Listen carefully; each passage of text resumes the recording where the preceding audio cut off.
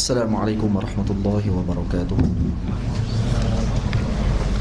Alhamdulillahi rabbil alamin, wassalatu wassalamu ala asyrafil mursalin Sayyidina Muhammad ibn Abdullah Rasulil Amin wa ala alihi wa sahbihi ajma'in.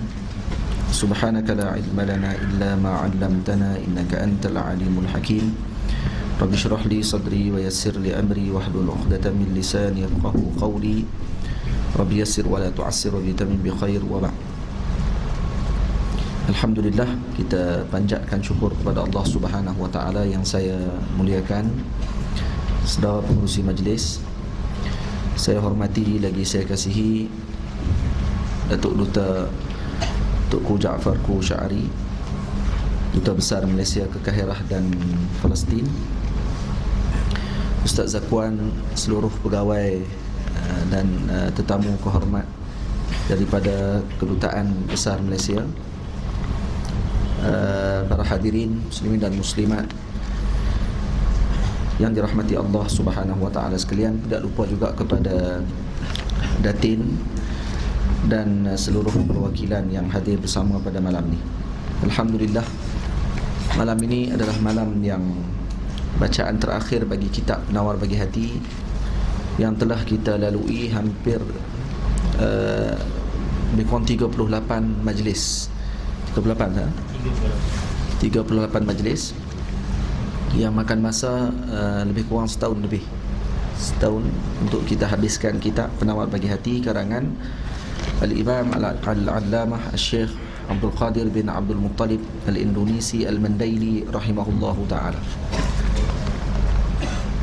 Dan kita akan mulakan bacaan kitab yang akhir ini, iaitu bab yang ke-10 pada menyatakan ingat akan mati. Dan kemudian kita akan tutupkan dengan ucapan daripada Fadil Ustaz Zakwan dan juga Datuk Duta Datuk Ku Jaafar Ku Syari, nasihat dan pedoman yang akan diberi kepada kita semua. Moga-moga Allah Subhanahu wa taala memuliakan dan memberikan rahmat kepada kita semua dalam majlis ini, amin ya rabbal alamin.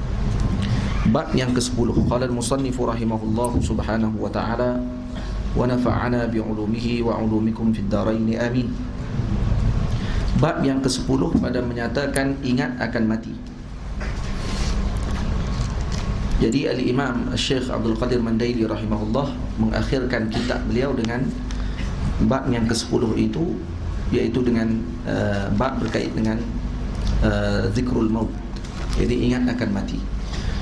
Dan Al-Imam Al-Barzanji rahimahullahu ta'ala dalam Syarh As-Sudur bi Syarhi Halil Mauta wal Qubur, pada muqaddimah Al-Imam As-Suyuti rahimahullah di ta'liq ini disebut bahawa Al-Imam As-Suyuti beliau mengatakan, dia kata, wa arju in kana fil ajali fushatun an adumma ilaihi insyaallah ta'ala kitaban fi asyratis sa'ah. Al-Imam Suyuti rahimahullah setelah mana siap mensyarahkan kitab Syarh As-Sudur bi Syarhi Halil Mauta wal Qubur, beliau mengatakan, kalaulah Allah Ta'ala, aku harapkan kalau Allah memanjangkan umurku, aku akan kepilkan sekali dengan syarahan ini kitab berkaitan dengan asyratis sa'ah wa akhara fi ahwalil ba'th wal qiyamah wa sifatil jannati wan nar ala wajhi al-isti'abi aidan haqqaqa Allah Ta'ala dhalika bimannihi wa karamih. Dan kemudian dia akan kepilkan sekali, kata Syekh Al-Imam Suyuti rahimahullah, kata setelah berkaitan dengan kitab Badi'il Zikril Maut ini, maka dia nak bincang berkenaan dengan asyratis sa'ah, kemudian dia nak kepilkan sekali dengan kitab yang berkait dengan akhirat, iaitu alam akhirat. Al-Imam Al-Barzanji rahimahullah, Al-Allamah Sayyid Muhammad bin Rasul Barzanji, dalam kitabnya Al-Isya'ah di Asyratis Sa'ah, beliau mengatakan, dia kata, fa inni lamma ra'aitu al-hafidha Jalaluddin Abul Fadl Abdurrahman ibn Abi Bakr as-Suyuti radhiyallahu anhu dzakara fi khutbati kitabih alladhi allafahu fi bayani halil barzakh. Setelah mana Imam Suyuti menulis kitab dalam muqaddimahnya berkenaan dengan halil barzakh ini, al-musamma Syarh As-Sudur bi Syarhi Halil Mauta fil Qubur, ma nassuhu seperti yang saya bacakan tadi. Jadi Imam Barzanji dia ulang balik.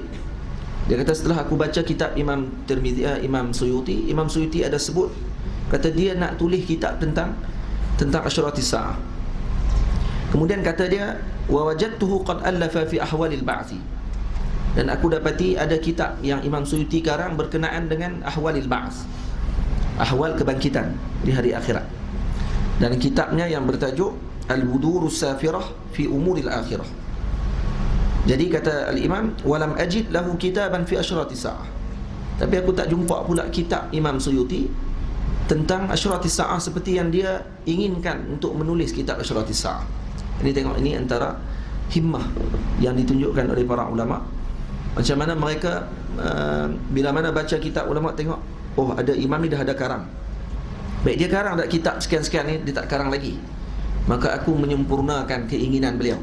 Maka kata Syekh Al-Imam Rasul Barzanji rahimahullah, Muhammad bin Rasul Barzanji, ahbabtu, dia kata, an u'allifa fi asyratis sa'ah kitaban mustaw'iban laha atau mustaw'aban laha.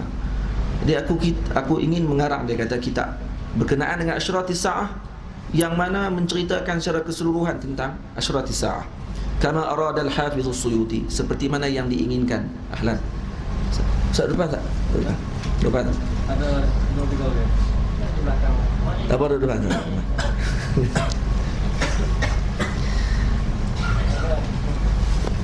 Sila tak? Sila. Itu.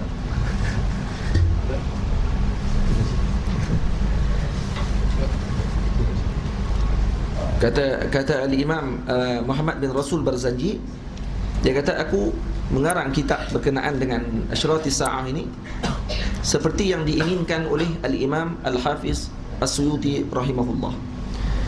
Maka kata Syekh, fayakunu barzakhan baina kitabaihi. Jadi seakan kitab aku ini akan menjadi barzakh di antara dua kitab al-Imam As-Suyuti, iaitu kitab Syarhis Sudur dengan Al-Budurus Safirah. Jadi kitab yang tengah-tengah kitab apa? Asyratis Sa'ah. Seakan-akan ini isyarat kepada kita semua untuk kita mutalaah setelah ini.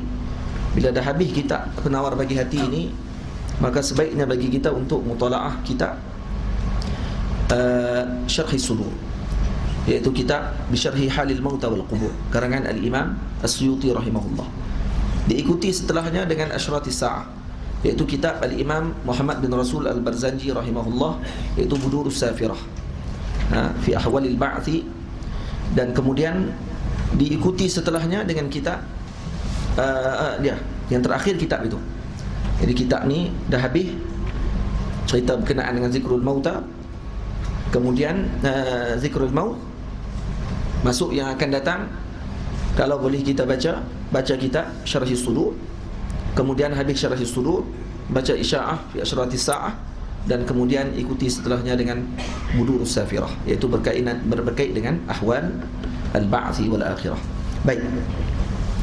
Jadi al-Imam, itu fawaid yang kita ambil sedikit daripada karangan para ulama, untuk kita katakan ni sebagai munasabah lah di antara sebab kenapa al-Imam yakni Syekh Abdul Qadir Mandairi rahimahullah menghabiskan kitab beliau dengan zikrul mauta.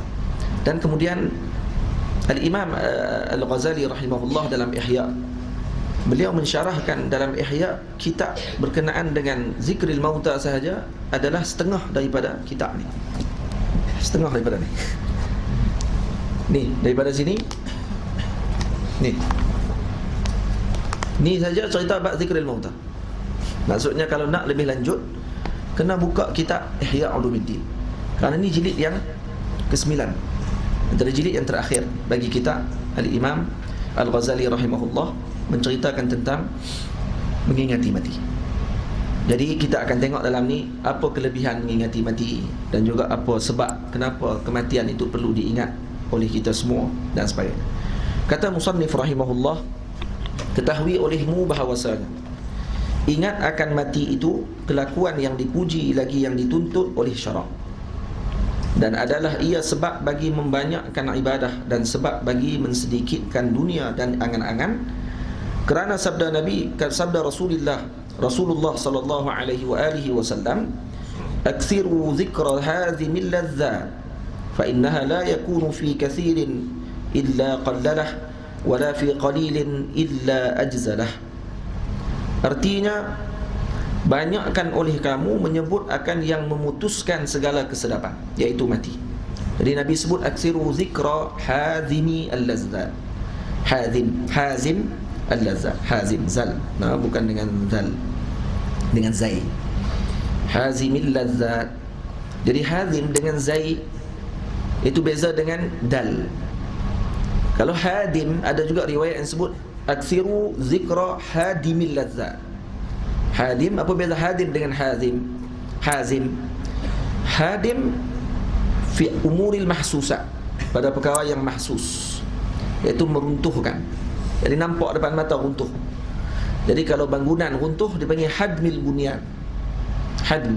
Jadi nampak runtuh kan, nampak depan mata kita. Manakala hazim dengan mu'jamah, iaitu dengan ada titik dan juga dengan huruf zal, itu dengan makna umur ma'nawiyah. Sebab tu kata Nabi aksiru zikra hazimil lazzat.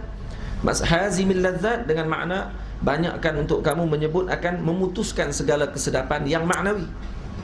Yang maknawi, iaitu mati. Kerana bahawasanya mati itu tiada disebutkan akan dia pada ketika banyak angan-angan dan dunia, melainkan mensedikitkan ia akan dia. Ini banyak hadis yang cerita berkenaan dengan perkara tersebut.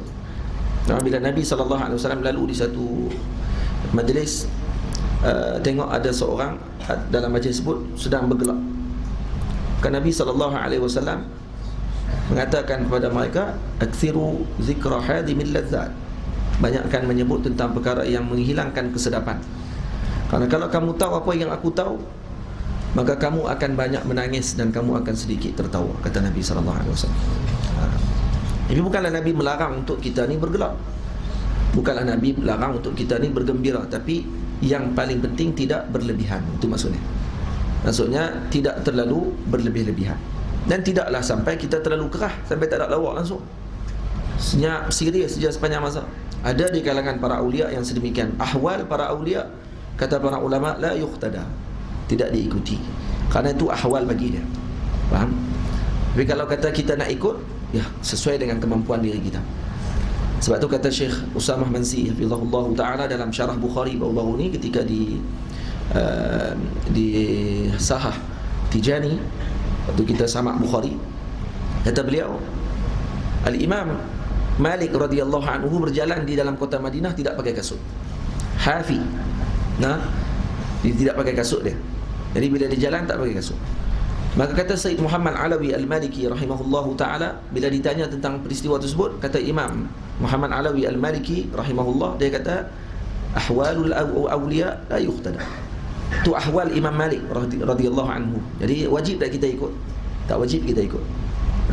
Tapi kalau ahwal kita sedemikian, silakan. Jalan di kota Madinah tak pakai kasut. Kerana apa? Kerana ingin memijak di tempat yang Nabi pijak. Dan dia tidak pernah naik kuda dalam bumi Madinah kerana bimbang menyakiti jasad Nabi SAW.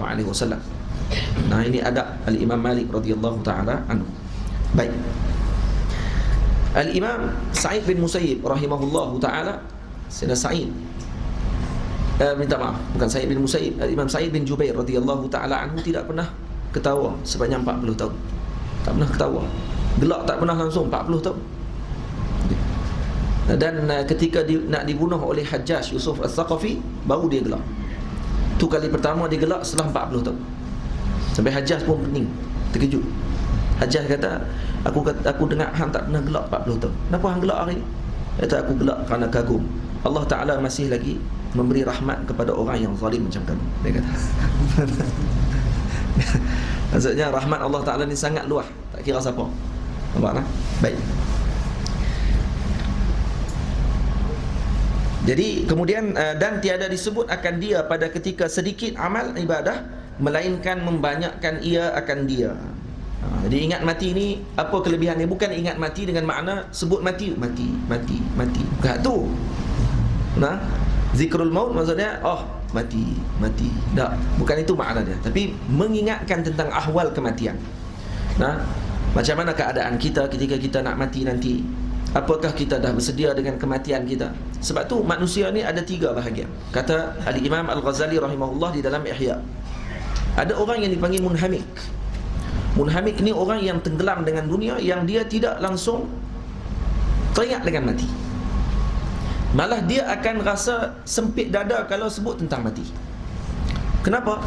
Kerana dia nak hidup lama, kerana dia masih nak kumpul dunia. Ini orang yang munhamik di dunia. Yang kedua dipanggil at-taib. Ini peringkat yang kedua. Ada orang yang disebut sebagai taib. Taib ini adalah orang yang mana dia mengingati mati, tetapi dia membenci mati. Kerana apa? Kerana dia masih lagi rasa diri dia tidak lagi cukup untuk bertaubat dengan dosa-dosa yang dia lakukan. Maka orang ini ma'zur, kata Al-Imam Al-Ghazali rahimahullah. Ini ma'zur. Jadi dia tidak termasuk di dalam hadis yang Nabi kata, orang yang benci dengan mati, maka Allah benci bertemu dengan dia. Jadi dia tak termasuk dalam hadis ni. Kenapa? Kerana dia bukan benci bertemu dengan Allah. Dia sangat kasih nak bertemu dengan Allah, tapi dia rasa tak layak lagi nak bertemu dengan Allah Ta'ala dalam keadaan dia sekarang. Maka dia ingin hidup panjang untuk dia bertaubat kepada Allah Subhanahu wa Ta'ala daripada dosa-dosa dia. Jadi ahwal dia seperti mana seorang kekasih yang menunggu kekasihnya datang, tetapi dia tidak mau kekasih itu datang dengan segera. Dia nak datang lambat sikit. Apa? Kerana dia nak isti'dad dulu dengan diri dia sebelum menyambut kedatangan kekasih tersebut. Ini dipanggil at-taib. Yang ketiga dipanggil al-arif. Ini kelompok yang ketiga, inilah kelompok yang paling agung, kerana mereka sentiasa menunggu kematian. Sebab tu bila Sayyidina Huzaifah ibn al-Yaman radhiyallahu ta'ala anhu datangnya kematian, maka dia mengatakan telah datangnya kekasihku, iaitu kematian. Nampak tak? Kekasihku telah datang pada hari ini. Masya Allah. Dia guna nama kekasih tu. Jadi sangat kasih mereka dengan mati. Sebab tu ada seorang wali Allah Ta'ala, dia kata, kalaulah ada satu batang pokok, yang batang pokok tersebut, kata orang, kalau sentuh batang pokok tersebut akan mati, maka aku akan bangun dan sentuh batang pokok tersebut. Dia nak mati. Kalau orang kata kalau sentuh mati, aku akan bangun sentuh, dia kata, nak bagi mati. Ini ahwal salihin kita kan? Allahu Akbar. Kalau kita tengok balik ahwal kita, dia 3 orang ni, 3 ni kelompok ni saja. Kalau kita takut nak mati kerana kita masih sayang dengan dunia dan harta kita dengan kehidupan kita, maka kita termasuk munhamik. Kalau kita takut mati kerana apa? Kerana kita bimbang kita punya amalan tidak cukup. Ya, amalan kita tak akan cukup kalau kita hidup 1000 tahun sekalipun. Kita hanya harap ke rahmat Allah Ta'ala. Nampak tak? Kita hanya harap rahmat Allah Ta'ala. Kalau tanpa rahmat Allah Ta'ala, tak ada apa kita. Dia tak? Sebab tu ada seorang wali Allah Ta'ala, ada seorang lelaki buat dosa banyak, kemudian dia dimarah oleh pakcik dia, dimaki oleh pakcik dia, dihalau daripada rumah. Kan dia ni ahli dosa, orang yang sangat banyak dosa. Ketika dia nak mati, orang muda ni nak mati, dijemput pakcik dia mari. Pakcik dia tak mau mari. Akhirnya dibawa dia pergi ke pakcik dia. Dia bawa pergi ke pakcik dia. Maka pakcik dia Allah SWT, pakcik dia kata, kamu yang buat kata-kata, kamu yang buat sekian-sekian perangai macam ni. Maksudnya banyak dosa yang dia buat. Dia kata, ya saya minta maaf. Dia kata, saya nak tanya dekat pakcik dia, saya dah rasa umur saya dah hujung dah. Saya nak tanya dekat pakcik dia, kalaulah saya bertemu dengan ibu saya sekarang, agak-agak ibu saya nak bawa saya ke mana? Dia kata, sudah tentulah ibu kamu akan tarik kamu masuk ke syurga Allah Ta'ala. Dia kata, kalaulah ibu saya macam tu, Allah Ta'ala lebih daripada tu lagi. Allah Ta'ala lebih daripada tu lagi kasih kepada saya. Maka saya berharap dengan rahmat Allah Ta'ala, moga Allah masukkan saya ke dalam syurga Allah. Mati dia. Ketika mati, pakcik dia yang uruskan jenazah dia, dimasukkan dia dalam liang lahat. Waktu masuk dalam liang lahat, terkejut pakcik dia pergi ke belakang. Orang tanya, kenapa? Dia kata, waktu ketika nak letakkan lahat, nak letakkan batu-batu tersebut, nak tutup lubang tadi, nampak cahaya keluar daripada kubur lubang tersebut, dan luas kubur tadi sejauh mata memandang lelaki tersebut. Dan aku dapat ketahui bahawa dia telah mendapatkan kasih sayang Allah Subhanahu wa Ta'ala ketika dia mati, kerana baik sangka dia dengan Allah Subhanahu wa Ta'ala. Nampak tak? Kena baca kitab Zikrul Awal Mauta ni, kalau khususnya Ihya Ulumuddin, dan juga kitab Syarhis Sudur karangan Al-Imam Al-Ghazali rahimahullah.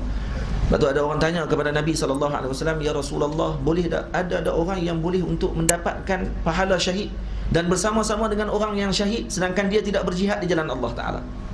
Nabi kata ada. Siapa orang dia? Yang mengingati mati sehari 20 kali. Yang mengingati mati sehari 20 kali, dia akan bersama dengan syahid di akhirat nanti. Ini hadis Nabi SAW dalam Musnad Al-Imam Ahmad dan juga dalam Musannaf Ibni Abi Shaybah rahimahullahu ta'ala. Jadi macam mana kita nak dapatkan pahala tersebut?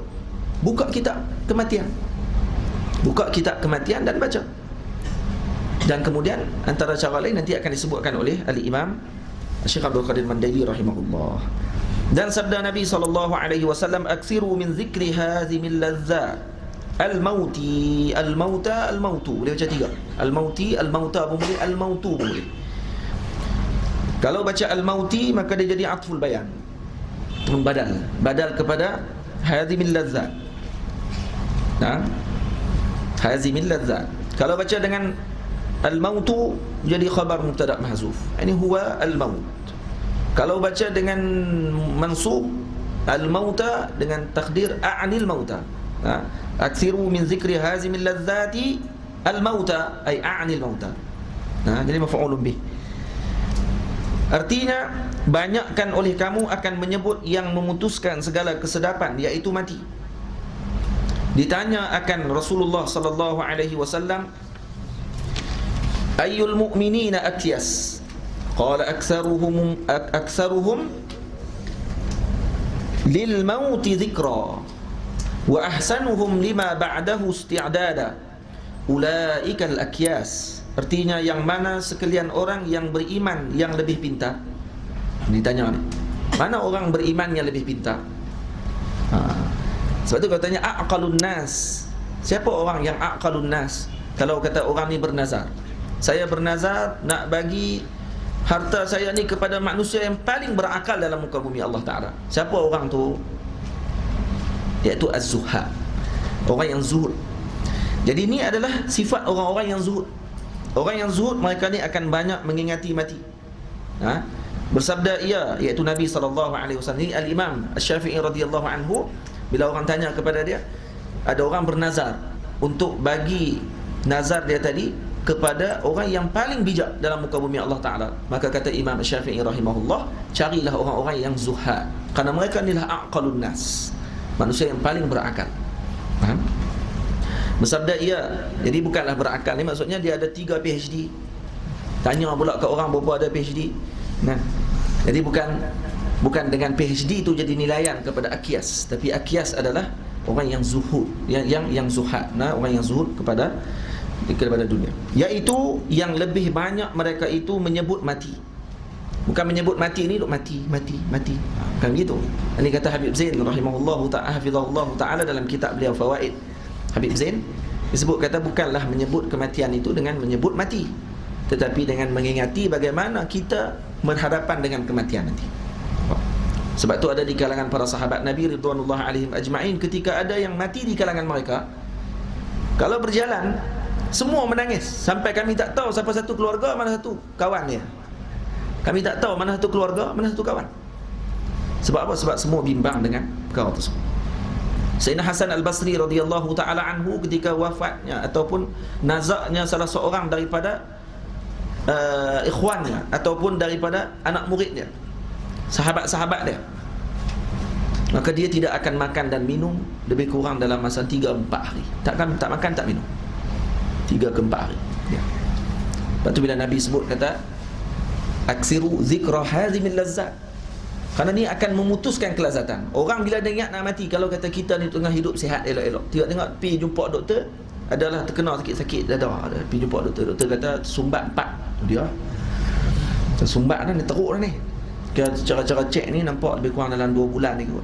Macam mana pernah perasaan kita pada waktu tersebut?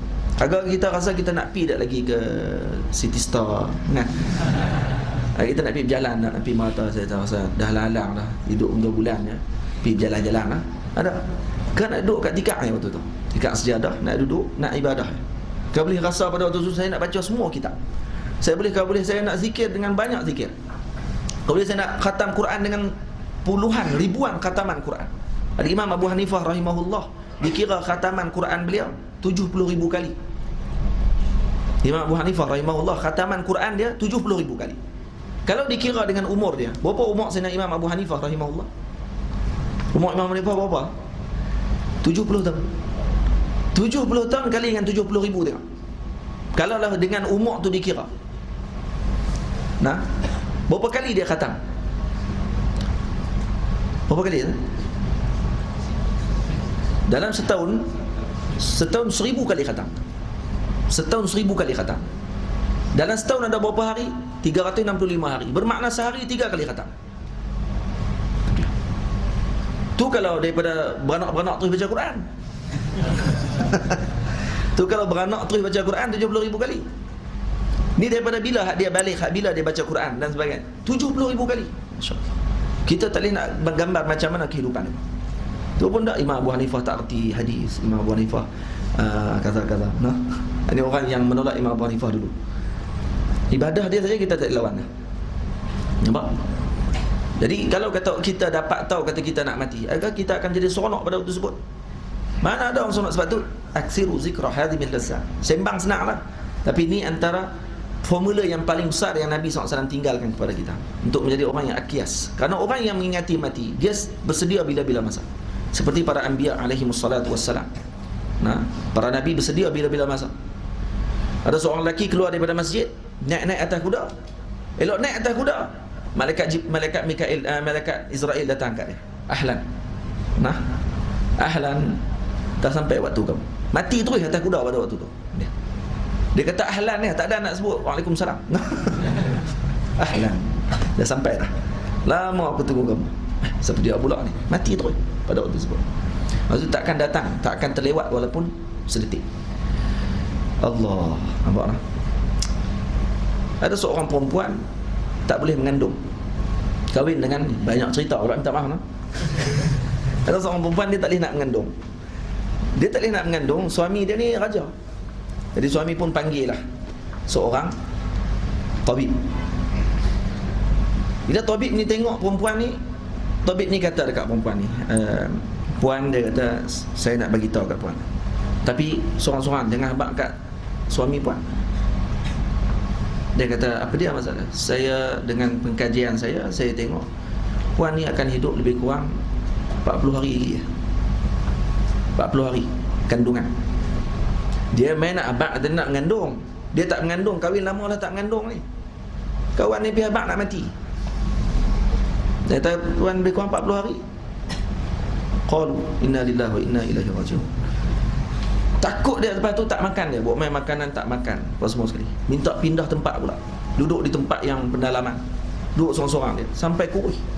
40 hari tak makan, tak minum. Makan sikit-sikit je, minum air, gitu je. Cukup 40 hari. Kemudian suami dia pun pergilah jumpa dia. Dah dia yang minta nak pergi duduk tempat yang jauh. Raja pun pergi tanya, apa kena ni? Raja, kawan tu bagi tahu apa dekat kamu ni sampai kamu jadi macam ni? Dia kata, saya dah nak mati dah. Ni dah dekat dah. Ada 40 hari lagi nak mati. 40 hari pun ni dah lebih daripada 40 dah ni. Hari tu dah lebih daripada 40 hari dah, tapi tak mati-mati lagi. Raja panggil tabib tadi. Panggil tabib tadi, dia kata, kamu kata apa dekat isteri saya ni?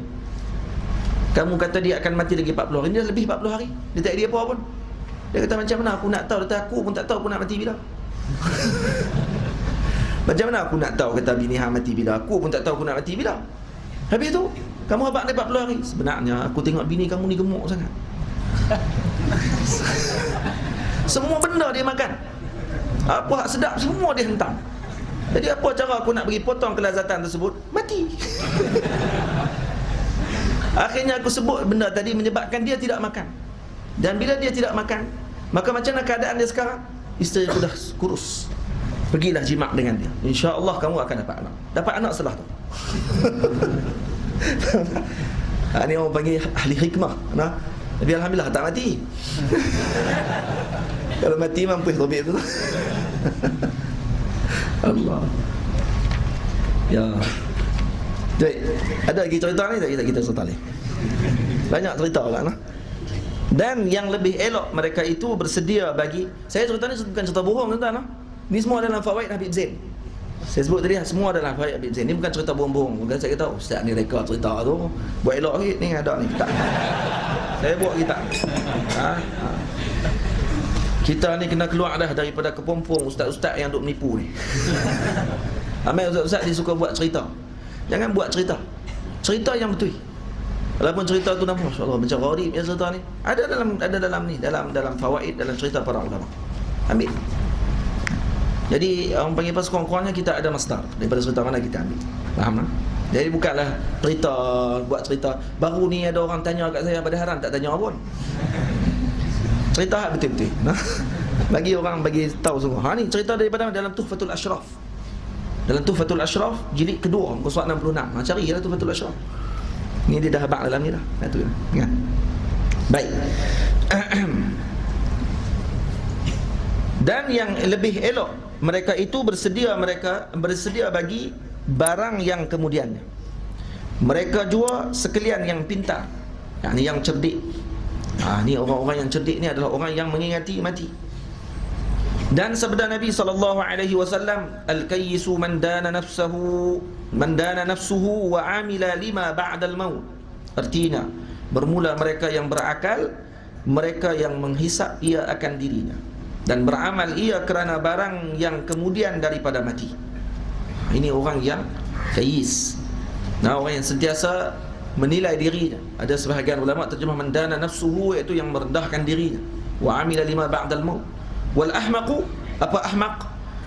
Orang yang bodoh adalah orang yang tidak banyak beramal. Dan kemudian wa tamanna 'ala Allahil amani, tapi dia berharap kepada Allah dengan pengharapan yang pelbagai. Nak macam-macam tapi tidak beramal. Dan sabda Nabi SAW, kafa bil mauti wa'idha, artinya memada dengan mati itu memberi pengajaran. Ini antara yang ditulis di cincin Sayyidina Umar radhiyallahu anhu. Sayyidina Umar menulis pada cincinnya, kafa bil mauti wa'idhan ya Umar. Saya dulu pernah buat cincin di sini di Mesir ni, cincin besar. Saya suruh tukang cincin tulis di bawah cincin saya ni, kafa bil mauti wa'idhan. Nak tulis nama saya panjang sangat, tulis itu je. Lepas tu hilang cincin tu, jadi hilanglah wa'adhun dia tadi. Kata ulama, wala tansa, dalam Al-Quran Allah Ta'ala sebut wala tansa nasibaka minad dunya, jangan kamu lupa habuan kamu di dunia. Wala tansa nasibaka minad dunya tadi, apa makna dia? Kata para ulama, ai al-kafan, yang kamu lupa habuan kamu di dunia, bahagian kamu di dunia, itu apa dia? Al-kafan. Yani nasibaka tadi adalah al-kafan, kain kapan tu. Jadi saya baru ni pergi ke Jordan, kawan-kawan kita ada beli serban buat kain kapan. Saya pun suruh mereka pergi tunjuk kedai mana, saya pun nak beli juga. Ni yang saya pakai ni kain kapan lah, atas kepala saya, sesuai dengan tubuh saya, kali dengan badan panjang saya lah. Jadi kalau mati, kain ni lah.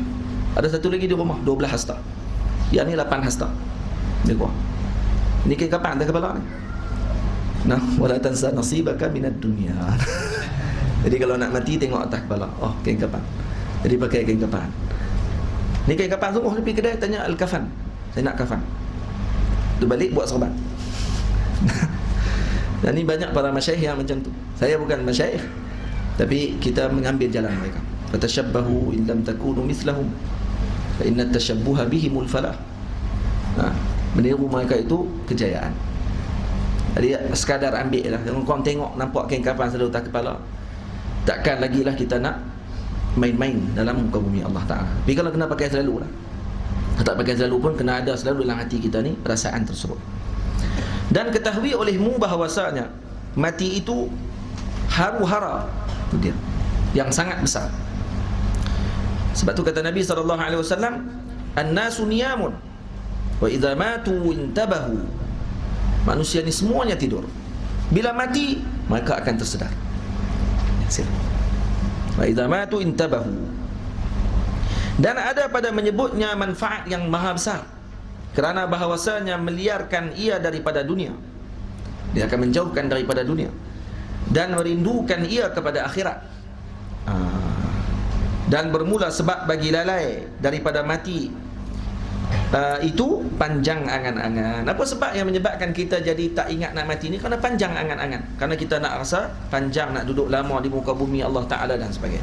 Ini antara sebab kenapa orang tersebut akan jadi payah nak ingat mati. Sebab tu ulama-ulama suruh untuk kita ni selalu menghadirkan perasaan kita dengan mati. Sebab tu ulama suruh kita kalau kata ada orang mati, pergi lawat orang mati.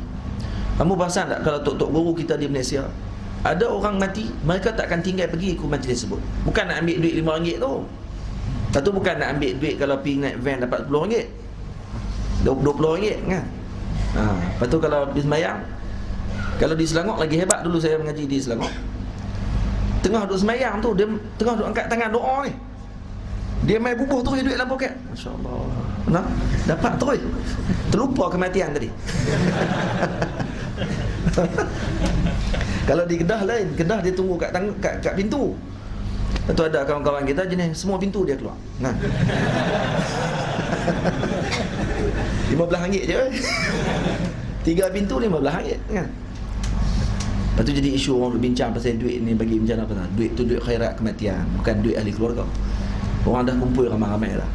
Pakat bagi untuk nak bagi mudah. Kita tak mau, tak payah. Tak ada duk komplain orang. Ni orang nak bantu orang, nak bagi tasjid kepada orang untuk datang. Nah, orang ni macam tu lah permulaan. Lama-lama dia ikhlas lah mari. Macam tok-tok guru. Nah, tok-tok guru kita mari. Kemudian duduk sampai talqin. Nah, duduk sampai talqin duduk. Cuba kita pergi duduk kat tempat talqin tu. Cuba kita dengar tengok apa yang dia baca, apa yang dicakapkan oleh Tuan Imam. Ada tak waktu tu kita rasa kita nak seronok pada waktu tu? Ramai orang dia akan, waktu tu kalau tu bukan keluarga dia, kadang-kadang duduk dekat kubur tu duduk gelak lagi. Maksud tidak ada ibrah pada waktu tersebut. Sebab tu sepatutnya waktu kita nak baca talqin tu, panggil semua tu mari dengar. Mari ni dengar ni. Hampa pun nak mampu hebat nanti. Main duduk dengar sekali. Bukan dia seorang dia nak dengar benda tu. Mari pakat-pakat dengar. Duduk diam, dengar saya nak baca ni. Ada yang menyembang, ada apa semua sekali. Bagi tambih kepada mereka untuk dengar sekali. Kerana ini peringatan bukan untuk yang mati saja, untuk yang hidup sekali. Dan ketahui olehmu bahawasanya mati itu, bacalah. Itu panjang angan-angan. Dan sebabnya kasih akan dunia. Ni sebab apa dia panjang angan? Sebab dia kasih akan dunia. Dan jahil. Sebab tu ubat yang paling utama untuk apa saja pun adalah ilmu. Sebab tu kalau kamu baca daripada awal kitab, macam mana kita nak tahu ni penyakit sekian-sekian? Kena berilmu, kena tahu tentang ni, kena mengaji tentang perkara tersebut. Nampak tak? Tapi ni yang pertama masyayikh susun dalam bentuk teori. Kemudian tasawuf ni adalah amal. Nampak tak? Ni kita dah dapat teori yang disusun oleh para ulama. Kemudian selebihnya adalah untuk amal. Dan perlu bimbingan guru. Guru yang murabbi. Waktu di Mesir ni banyak para masyayikh kita ni yang murabbi. Duduk di bawah bimbingan mereka. Moga-moga kita akan mendapat bimbingan tersebut. Sebab tu Al-Imam Abdul Wahab Sya'rani radhiyallahu ta'ala anhu dalam kitabnya Lawaqih Al-Anwar, setiap perbicaraan yang dia sebut, perjanjian yang telah kita ambil dengan Rasulullah, dengan Allah Subhanahu wa ta'ala di alam barzakh, dia ingatkan balik dalam kitabnya Lawaqih Al-Anwar. Uqidha alaina al-ahadul 'am min Rasulillah sallallahu alaihi wasallam kada wa kada. Disebut satu-satu. Kemudian bila dia sebut perjanjian tersebut, macam hatta makan, hatta dalam bab makan, bila dah ambil bab makan, dalam bab menuntut ilmu, kata-kata, kemudian akhirnya dia akan sebut apa dia? Perkara ini perlu bimbingan guru yang murabbi. Dia akan sebut yang tu. Hatta dalam bab makan. Sampai macam tu sekali. Baik. Kalau zaman dulu kita baca kitab Tazkiratus Sami' wal Mutakallim, kitab Al-Imam Allahumma salli ala Sayyidina Muhammad, kitab Ta'limul Muta'allim fi Tariqi Ta'allum. Apa dia kata ulama? Kalau kamu datang ke satu tempat, jangan kamu terus belajar dengan seorang guru, melainkan kamu melihat dulu selama 2 bulan. Hadir dulu dalam majlis, tengok kamu boleh duduk tak dalam majlis tersebut selama 2 bulan. Kerana takut nanti kamu akan berpindah-pindah. Dan kamu tak akan tetap, dan kamu tidak akan dapat berkat daripada guru tersebut. Sebab kamu berpindah-pindah kelas saat datang, saat tak datang. Jadi kata, dan kemudian istiqarahlah dengan guru mana yang kamu akan pilih. Syekh Ahmad Mamduh kata dekat saya, ini pada zaman ulama murabbi yang sangat ramai, kata beliau. Karena tu mereka boleh pilih-pilih. Zaman sekarang sangat sikit. Sebab tu dengan siapa pun ambillah ilmu tersebut. Yang penting dia adalah orang yang telah dipercayai ilmu dia. Faham? Boleh faham? Ni zaman lah dah berkelah-kelah pula masyayikh dan sebagainya. Ini yang masalah. Cukup, cari dia masuk bab lain pula. Dan sebabnya kasih akan dunia dan jahil. Sabda Rasulullah sallallahu alaihi wasallam bagi Sayyidina Abdullah bin Umar radhiyallahu taala anhuma, kun fid dunya ka'annaka gharibun aw 'abiru sabil. Artinya, jadi olehmu di dalam dunia seolah-olah engkau orang dagang atau yang lalu di jalan. Ada orang yang berdagang, dia pergi musafir, dia akan duduk di tempat yang musafir tadi selama-lamanya. Kalau orang nak Allahumma salli ala 'abiru sabil, 'abiru sabil sebut ni, atau orang yang lalu di jalan. Boleh juga sebut kata orang yang lintah jalan. Kalau orang nak lintah jalan, ada ke dia pergi buat rumah tepi tu, sambil-sambil duduk tunggu nak lintah jalan, tengok kereta banyak ni, buat rumah dulu. Ada. Kamu nak lintah saja, nak pergi ke hujung, bukan sini tempat kamu. Nampak? Lepas tu bila ada seorang lelaki datang pergi ke istana, dia pergi masuk duduk dalam bilik raja, pergi tidur dalam bilik tu. Seorang sufi. Raja panggil, masuk-masuk, tengok ada orang dalam bilik duduk atas katil dia pula tu. Weh, siapa dia ni? Tarik dia, tangkap, masuk ke balai penghadapan. Maka raja pun tanya, kamu ni siapa dia? Saya Fulan bin Fulan, datang berdagang. Saya datang musafir. Ni, kamu tahu kamu duduk bilik siapa tadi? Saya tahu. Bilik siapa? Bilik tumpangan. Bilik tumpangan. Bilik tumpangan, dia kata. Ni bilik raja. Kamu tahu kamu duduk bilik raja ni, bilik tumpangan apa ni? Dia kata, tuanku, saya nak tanya kepada tuanku, sebelum tuanku duduk bilik tersebut, siapa yang duduk di bilik tu? Datuk saya dululah, datuk saya dulu raja. Selepas dia, ayah saya. Depa di mana sekarang? Semua mati dah, ke tidak saya nak jadi raja, macam mana? Semua dah tak ada lah. Tu baru tu saya jadi raja. Betul lah saya kata tu bilik tumpangan. Kerana tak ada seorang pun duduk di situ semua selama-lamanya. Semua duduk, pergi. Ayah tuanku dah duduk, pergi. Tuanku pun akan pergi. Maka tu bilik tumpangan. Menangis raja tersebut. Bagi duit pula kepada lelaki tadi, wali tersebut, dan diberikan tempat yang baik kepada dia. Nampak? Raja dululah, raja lah, insya-Allah macam tu lah. Insya-Allah. Jawapan yang dibagi tadi, masya-Allah tabaraka, menggugah hati raja tersebut. Nampak? Kerana yang keluar daripada hati akan masuk ke hati. Bukan dia sebut tadi kerana nak perli, bukan dia sebut tadi kerana nak saya saja main-mainkan raja, tak, tidak. Sengaja untuk dia nak bagi peringatan. Maka raja pun dapat masuk ke hati dan terima peringatan tersebut dengan baik. Dan berkata Sayyidina Ibnu Umar radhiyallahu anhuma, apabila engkau masuk pada waktu petang, maka jangan engkau nanti akan pagi. Bila dah sampai petang, jangan nanti pagi. Ni orang panggil taswif.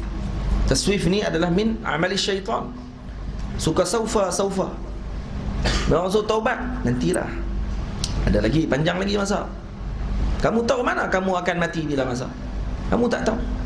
Nampak tak? Kamu tak tahu. Jadi jangan ada saufa. Kerana saufa ni min amali syaitan. Ada seorang lelaki ni cerita yang gharib. Kata al-Imam, dia sebut ada seorang lelaki ni berlaku dalam kisah yang berlaku kepada Sayyidina Habib Idrus bin Husain al-Idrus ketika musafir dia. Cerita ni sangat gharib, tetapi diriwayatkan sendiri oleh Sayyidina Habib Ahmad bin Hasan al-Attas. Ahmad bin Hasan al-Attas rahimahullah adalah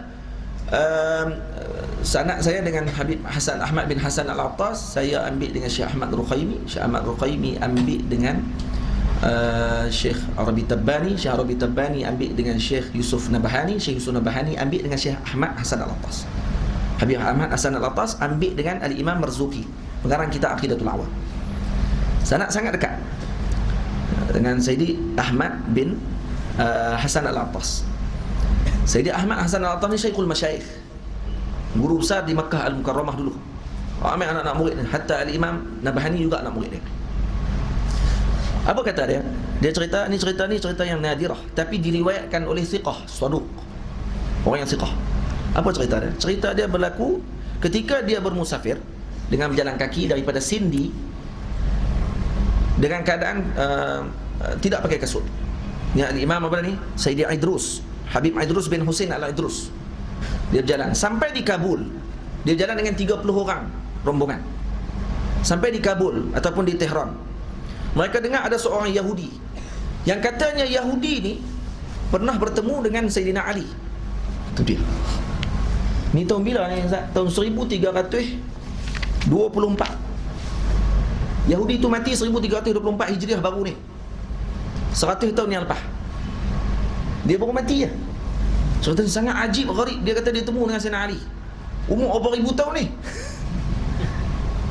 Lepas tu dia pun pergi jumpa sangat tua duduk atas katil. Dan dia anak-anak cucu dia punya ramai. Saya boleh kata satu kampung tu, satu daerah tu semua anak cucu dia. Dia duduk atas katil dah bila dia pergi lawat Yahudi ni. Kemudian bila Habib Aidrus pergi lawat dengan Yahudi ni di Kabul, di Tehran tadi, kemudian dia tanya, dia tanya kepada Yahudi ni. Dia kata apa? Apa yang menyebabkan kamu sampai umur panjang macam ni? Sebab Yahudi ni dia dah mata tak nak buka dah, tapi dia gagah juga buka mata. Dia boleh kenal ni Arab ke Ajam. Dia tengok Habib Aidrus, ni Arab, maka dia pun layan dia pun ni dengan baik, berkesimbang lah. Dia tanya, kamu dari mana? Kami daripada sekian-sekian. Habib Aidrus beritahu. Lepas tu Habib Aidrus tanya, apa rahsia yang menyebabkan panjang umur kamu sampai macam ni? Betulkah kamu bertemu dengan Sayyidina Ali? Dia kata betul, saya bertemu dengan Sayyidina Ali. Itu dia. Habis tu macam mana umur panjang ni? Saya umur panjang ni, dia kata, kerana saya mendapatkan doa Sayyidina Ali. Itu dia. Apa doa Sayyidina Ali? Ketika peperangan, ada perang apa ni? Waktu peperangan Allahumma salli ala Sayyidina Muhammad, tak ingat lah ni, dia sebut apa ni? Waktu Khaybar. Dia hidup Khaybar. Ni perang Khaybar ni. Gharib, ajib. Ni kalau Pok Wahabi tahu ni, dah tengok cerita apa dah. Mana cerita ni? Ini cerita ni mau penuntut ilmu. Baik. Bila dia kata saya dalam peperangan Khaybar, waktu ketika mana Sayyidina Ali, saya terkena pedang Sayyidina Ali di belakang badan saya. Sayyidina Ali tetap di belakang badan saya. Dah terkena dah. Bila nak terkena tu, kemudian saya pusing kat Sayyidina Ali. Saya kata, wahai Sayyidina Ali, jangan bunuh saya. Saya kawan kamu. La taqtulni. Dia kata, ana sadiquka. Sayyidina Ali pun tengok dia. Ya betul kamu ni sahabat aku. Sahabat aku dulu Yahudi, tapi sahabat Sayyidina Ali, kawan dengan Sayyidina Ali. Sayyidina Ali kata apa dekat dia? Sayyidina Ali kata, Allahumma salli ala Sayyidina Muhammad, anta la tamut illa muslimah. Kamu wahai saudaraku, kamu tidak akan mati melainkan kamu muslim. Maka kata lelaki ni, fatayaqqantu anna kalamahu la yukhti. Aku yakin kalam Sayyidina Ali tidak salah. Wa wa'dahu li bil Islam haqqun. Dan janji dia yang benar tadi kepada aku dengan Islam tu adalah benar. Maka aku takhirkan Islamku. Dia. Aku sengaja tak masuk Islam lagi. Sebab aku tahu Sayyidina Ali sebut tadi benar. Kamu tak akan mati lagi kamu tidak masuk Islam.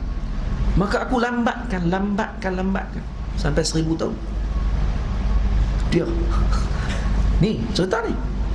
Dan kemudian aku lambatkan Islamku mahabbatan fi tulil umur. Kerana aku suka panjang umur. Kerana suka panjang umur tu aku lambatkan lagi.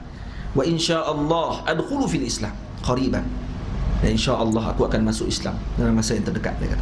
Wa ya'til maut wa ana muslim. Dan datang kematian aku muslim pada waktu tersebut.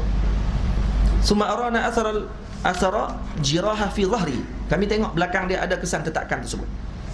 Dan kata beliau, hadhihi jiraha tasuru alayya kulla sanah wa hiya min athari darbati as-sayf waqta izin. Wa kana la yat'amu shay'an siwa asfaril bait wal laban. Dia tak makan sesuatu pun sepanjang hidup dia melainkan telur kuning dengan susu sahaja. Makan telur kuning susu. Dan kata Habib Aidrus, wa faraqna dhalika ar-rajul wa balaghana ba'da dhalika annahu aslama wa mata muslima. Dia mati setelah tu. Wa dhalika fima adhunnu, kata Habib Ahmad bin Hasan Al-Attas, fima adhunnu sanata 24 wa 300,000. 1324 Hijriah, baru-baru ni. Baru mati Yahudi tersebut. Gharib, ajib, betul kan? Tapi Allah Ta'ala Maha Qudrah untuk menghidupkan orang tadi panjang dan sebagainya. Boleh faham? Pernah dengar Allah? Saya baru dengar. Saya pun baru baca tadi. Kata Masya Allah, ada orang macam ni Allah Ta'ala bagi sampai macam tu. Nak heran apa? Iblis pun umur panjang. Iblis umur panjang, nak heran apa kalau Allah Ta'ala nak panjangkan umur siapa-siapa. Ya. Baik. Allah. Habis. Kemudian, dan ambil olehmu, kata Nabi, dan kata Nabi lagi, kata Sayyidina Ibnu Umar, dan apabila engkau masuk pada waktu pagi, maka jangan engkau nanti akan petang. Dan ambil olehmu daripada masa sihat engkau bagi sakit engkau, dan daripada masa hidup engkau bagi mati engkau. Maksud jangan tunggu-tunggu. Waktu hidup, waktu sihat inilah guna sebelum kita sakit.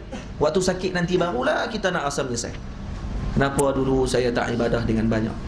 Waktu balik Mesir baru menyesal. Dulu kenapalah saya tak mengaji. Duduk sini lawan orang mengaji. Ustaz Hairul bagi nasihat, dia kata Ustaz Hairul perli. Kata. Nah. Jadi dia akan jadi menyesal satu masa akan datang. Jangan menyesal pada waktu tersebut.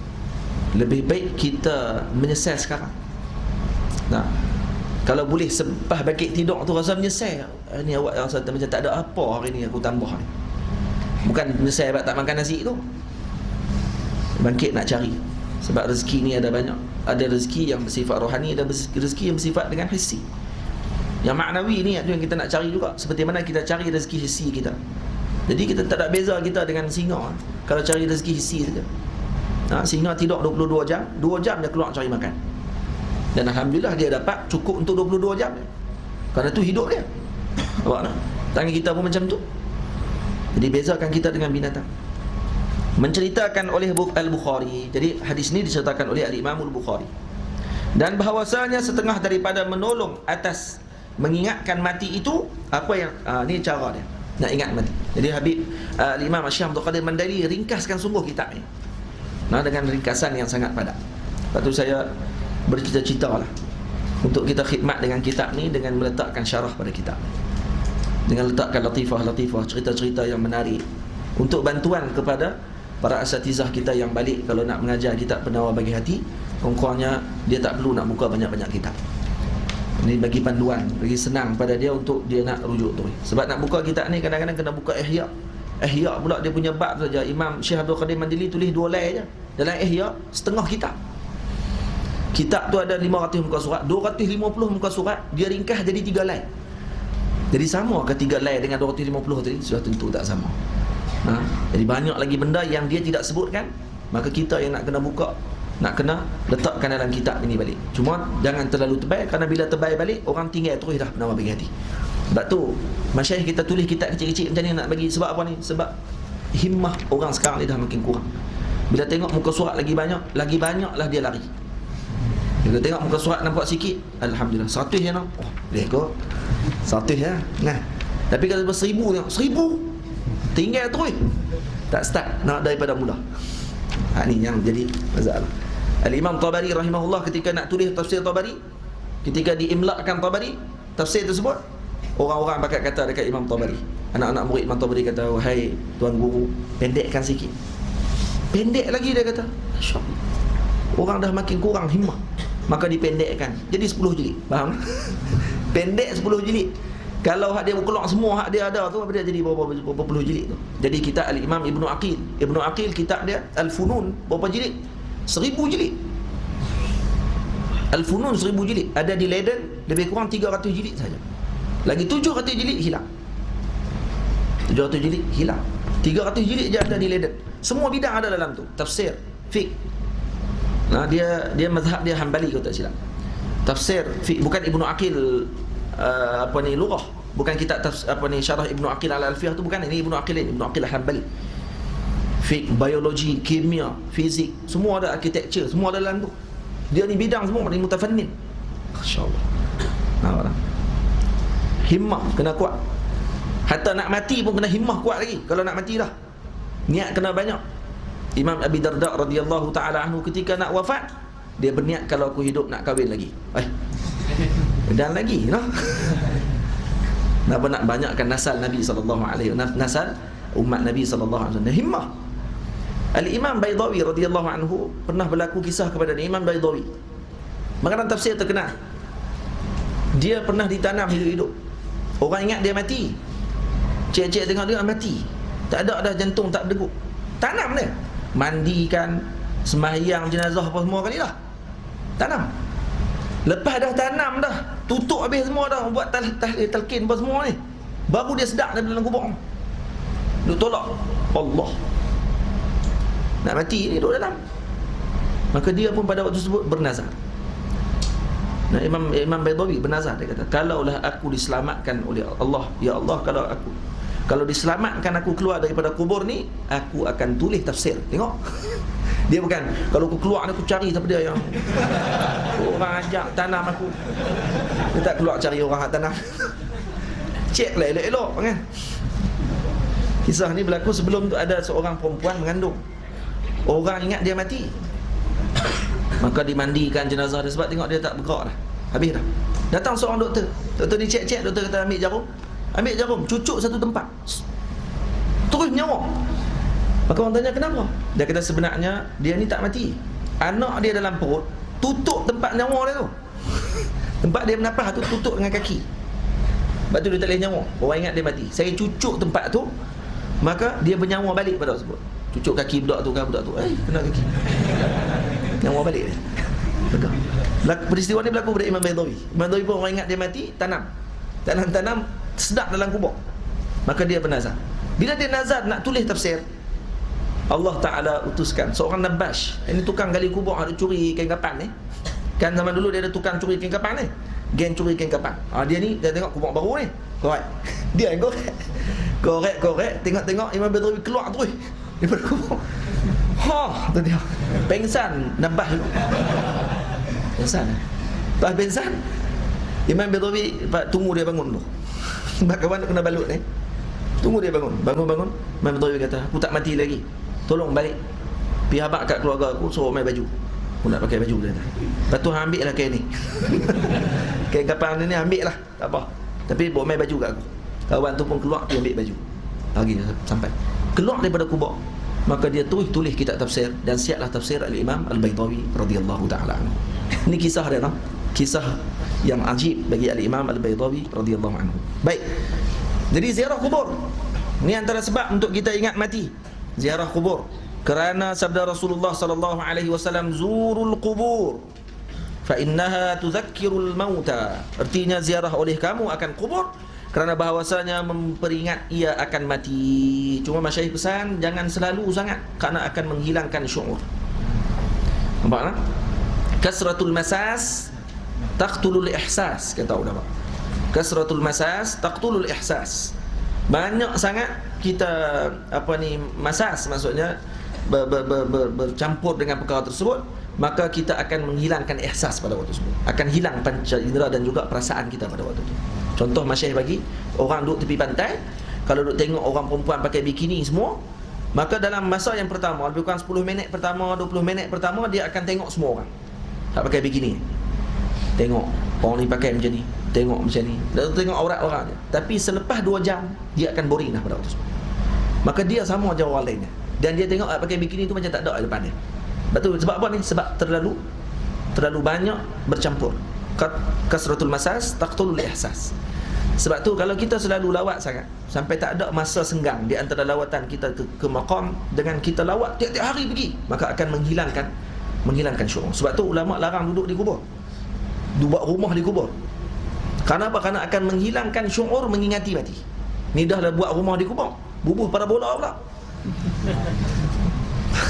Parabola ni ingat mati main mana? Kan? Jadi itu antara sebab kenapa ulama larang jangan buat macam tu. Jadi sebab tu kata Syekh Ahmad Mamduh, dia kata dekat saya kalau lawat kubur ni saya akan pergi ketika mana hati rasa kerah, saya akan pergi lawat kubur, lawat makam para awliya. Kerana duduk dengan mereka akan menghidupkan hati kita. Sebab tu jadikan berkala. Contoh seminggu sekali pergi, sebulan sekali untuk kita lawat makam para awliya. Jangan sampai tak lawat langsung, kerana itu akan menyebabkan jafa. Hati kita akan kerah. Kerana melawat para awliya yang telah wafat ini, seakan-akan mereka kita lawat ketika hidup. Malah itu lebih amfa'. Kerana orang yang telah wafat, kalau Imam Syafi'i rahimahullah masih hidup sekarang, agak-agak kalau kita nak lawat dengan Imam Syafi'i, boleh tak lah ni? Syekh Ali Jumaah kita nak pergi jumpa pun jenuh. Nah, tak payah Syekh Ali Jumaah, Syekh Usamah pun. Syekh Usamah anak murid Syekh Ali pun lah ni payah nak jumpa. Nampak tak? Kalau boleh jumpa sedah tu, ya Allah, dia bergambar supaya tak pernah jumpa. Nah, ambil gambar selfie apa semua kalau boleh tu. Kerana jarang jumpa. Ini baru masyayikh kita. Bayangkan kalau Imam Syafi'i radhiyallahu anhu masih hidup, agak-agak dan nak kita nak pergi jumpa dia. Ada. Dan kemungkinan Jamul ghafir, orang yang ramai akan hadir ke majlis dia dan mungkin kita pun tak akan dikenal oleh dia. Tapi kadang-kadang kalau setelah dia wafat, kita pergi ke makam dia, seorang kita saja ada pada waktu itu. Tak ada orang lain pada waktu itu, melainkan kita dengan dia pada waktu itu. Nah, dan sebab tu melawat orang yang telah wafat ini adalah satu anugerah yang sangat besar. Dan kemudian kalau kata dia masih hidup, kemungkinan pengetahuan dia terhadap orang yang dikeliling dia mahdud. Tapi orang yang telah wafat, pengetahuan dia luas. Malah dia akan kenal setiap orang yang hadir ke tempat tersebut dalam masa yang sama. Kita pergi ke majlis Habib Omar, penuh sampai ke belakang kita duduk. Agak-agak dia kenal kita tak pada tersebut. Kita bukan anak murid dia yang rapat, maka dia tak akan kenal kita. Dia akan kenal hanya yang rapat dengan dia. Tapi orang yang wafat, para awliya, dia akan kenal orang yang hadir tersebut walaupun kali pertama datang. Sebab tu jangan kita abaikan perkara tersebut. Hadir, lawat makam para awliya. Sebab tu kalau nak balik ke Malaysia, nak cuti dan sebagainya, ambil masa pergi lawat makam para awliya. Dekat dengan mereka, doakan. Ini antara adab para ulama. Hatta kalau nak pergi musafir ke Makkah, mereka akan melawat makam para awliya, bermula dengan makam Sayyidina Husain dan akan tamat pada makam Sayyidina Sayyidina yang dekat dengan makam Sayyidina Amr bin Al-As. Sayyidina apa? Panglima Nabi SAW, Uqbah. Sayyidina Uqbah bin Amir akan tamat di sana makam Sayyidina Uqbah. Akan tamat di situ dan kemudian keluar musafir. Karena dulu jalan musafir ke arah situ. Dulu jalan musafir ke arah sana. Baik. Kuntu nahaitukum an ziyaratil qubur fazuruha fa innaha tuzahidu fid dunya wa tuzakkirul akhirah. Artinya adalah aku dahulu melarang akan kamu daripada menziarahi kubur, maka ziarah oleh kamu akan dia pada masa yang akan datang, kerana bahawasanya mensebabkan ia akan zuhud pada dunia dan memperingat ia akan akhirat. Dan ketahui olehmu bahawasanya pendek angan-angan itu kelakuan yang dipuji. Dah panjang angan-angan menyebabkan cinta dengan dunia, maka pendek angan-angan itu yang dipuji, kerana adalah ia sebab bagi bersedia bagi barang yang kemudian daripada mati. Dan bahawasanya manusia bersalah-salahan mereka itu pada pendek angan-angan dan panjangnya. Setengah mereka itu mencita-cita ia akan panjang umurnya 1000 tahun, kerana firman Allah Ta'ala, yawaddu ahaduhum law yu'ammaru alfasanatin. Artinya mencita-cita seorang daripada mereka itu bahawa dipanjangkan umurnya 1000 tahun. Sabda Rasulullah sallallahu alaihi wasallam, orang tanya kepada Sayyidina Nuh alaihi salam. Nabi Allah Nuh alaihi salam ditanya kepada dia, bagaimana dengan umur kamu yang panjang wahai Nabi Allah Nuh? Kata beliau, seperti aku masuk ke satu pintu dan aku keluar di pintu yang satu lagi. Itu je. Maksudnya tamurru bisur'ah. Dia kata laju dengan perjalanan yang sangat cepat, walaupun 1000 tahun. Tidak. Kita tengok lala ni hari makin laju. Kita tengok hari ni dah nak masuk hari baru dah. Dah masuk hari baru dah. Esok dah masuk pula hari Jumaat. Dah masuk dah hari Sabtu. Pejam-pejam jelek, kita tengok dah tahun baru dah. Lepas tu duduk lepas tu habis mati. Lepas tu buat terkejut kan. Yang tu lah. Al-Imam Syafi'i rahimahullah ketika umurnya mencapai 40, terus beliau mengambil tongkat. Bila ditanya, kenapa kamu mengambil tongkat? Kerana untuk aku ingat bahawa aku sedang bermusafir. Aku dah musafir dah ni, sedang duduk musafir, maka tongkat ini sebagai peringatan kepada aku. Ini antara cara yang ulama buat. Ada yang korek kubur dalam bilik. Seperti Allahumma salli ala Sayyidina Muhammad, ada sahabat, ada seorang tabi'in korek kubur dalam bilik dia. Setiap kali hati dia kerah, dia akan turun dalam kubur tersebut. Ibni Qaisam akan duduk dalam kubur tersebut. Saya pun bercita-cita agak di kampung saya nanti, dalam bilik saya satu, bilik maktabah apa, saya nak korek kubur satu. Lepas tu berabuk, tak masuk lama. Sayyidatina Nafisah dalam kubur dia saja, hak dia korek tu, sebelum dia wafat dia korek kubur. Sebelum dia wafat 30,000 kali dia khatam di dalam kubur tersebut. Sebelum dia wafat 30,000 kali khatam. Heran macam mana khatam banyak-banyak ni. Kita baca buku 100 muka surat pun, Quran kita baca 1 juzuk pun kita rasa dah letih. Tak, kerana mereka dah jadi lazat. Dan kerana waktu mereka bukan waktu seperti kita, waktu yang berkat. Orang tanya kita macam mana jadi gitu? Tu heran apa? Orang jalan kaki pergi Kuala Nerang. Nerang dah. Orang jalan kaki nak pergi ke Azhar, dengan orang naik kereta pergi ke Azhar. Jalan yang sama, kilometer sama. tapi orang naik kereta sampai dulu. Nampak tak? Kan jalan lain-lain, jalan sama juga.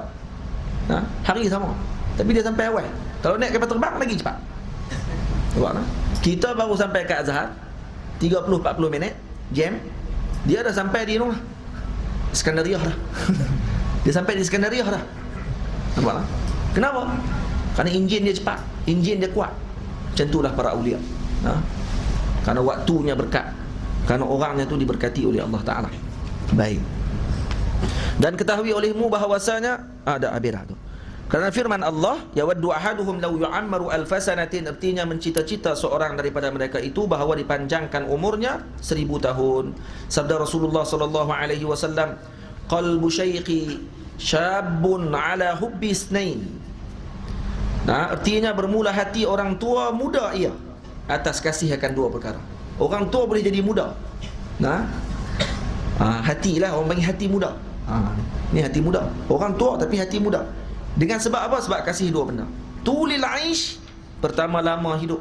Dia suka dengan lamanya hidup. Wal mal, dan kedua harta. Jadi kita kasih dengan dua benda ni, walaupun kita tua, kita akan jadi muda pada waktu tersebut. Nampak?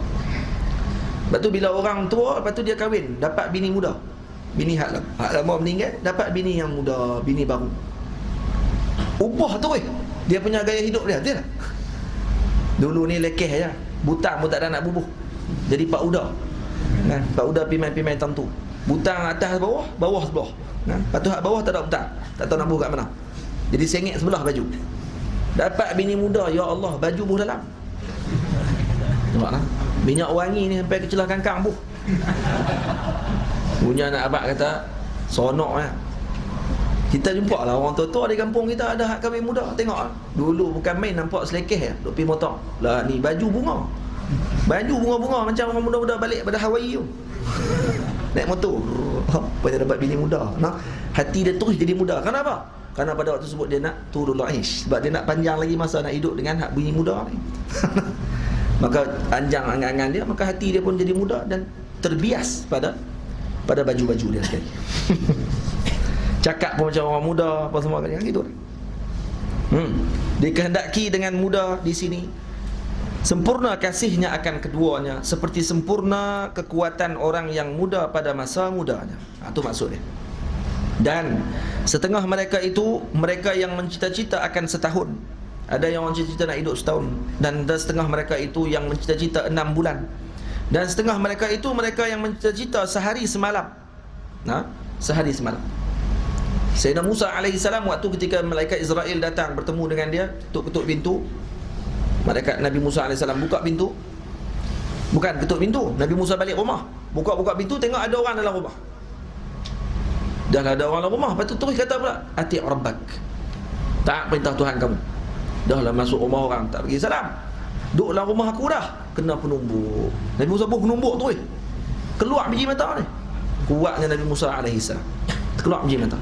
Ada orang petikai kisah ni. Kisah ni kisah yang sahih, hadis sahih. Maka Israel temu dengan Allah. Dengan Allah Maha mengetahui. Dia kata, ya Allah, kamu utus aku kepada orang yang tidak mau mati, ya Allah. Dia tidak mau mati lagi. Dia tunggu aku pula. Maka Allah kembalikan mata si Israel. Allah kata kepada Israel, pergi temu dengan dia, katakan kepada dia, kalau kamu ingin hidup, maka letakkan belakang tangan kamu, letakkan tangan kamu di ala zahri thawr, di atas belakang lembu jantan. Sebanyak mana bulu yang ada di bawah tapak tangan kamu, sebanyak itulah umur kamu akan ditambah. Kalau satu bulu, setahun. 2 bulu, 2 tahun. Berbulu-bulu, bertahun-tahun. Kan? Kalau kata kita lah, malaikat mai habaq kat kita gitulah. Ati' rabbak. Kalau kamu nak hidup panjang, letaklah tangan kamu di belakang lembu. Belakang kami biri-biri boleh tak? Biri lagi banyak bulu. Dia nak hidup panjang lagi. Bulu lembu nampak, nampak tak apa nak banyak kan. Dia nak kami biri-biri pula lah. Ya, para malaikat jumpa dengan para anbiya dengan adab. Dengan adab. Datang jumpa dengan Nabi. Ati' rabbak, tanya dulu. Kalau kita ada malaikat tahan kereta kita, habaq kita gitu, kita turun di RNR Sungai Buloh, berhenti makan, elok naik kereta, ada orang main, ati' rabbak, taatlah perintah Tuhan kamu. Sekejap lagi kamu jalan lagi sampai di sana, kereta kamu akan terbalik ke gem. kamu akan mati pada waktu tersebut. Agak-agak kita nak bergerak air tahu waktu tu. Patah balik pun. Ada jalan patah balik tak? Hari nak semua pada jalan semua pergi terus kat tu. Nak patah balik kau mana? Pakai malam di situ lah. Nah, dia takut mati.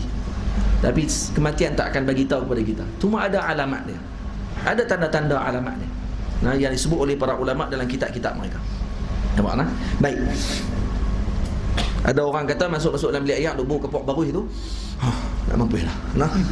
Masuk bilik air bau kepok baruih. Saya dulu pergi ke Saddam Hussein. Lepas tu ada kawan ni, "Mai beli minyak wangi murah." Genih ya. Saya pun pergi tanya, dia bawa masukkan makhzan dia, dia bagi sondal. Minyak wangi sondal. Oh, kata ni wangi ni, sondal.